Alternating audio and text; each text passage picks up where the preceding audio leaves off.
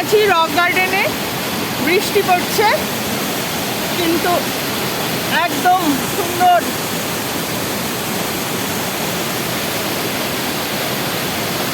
ঝর্ণা। বর্ষা যেমন বৃষ্টিতে একটু অসুবিধে হয়, কিন্তু বর্ষায় কিন্তু প্রকৃতির একটা আলাদাই রূপ আমরা দেখতে পাই। দেখো কত জল, অন্য সময় হয়তো এত জল থাকেও না।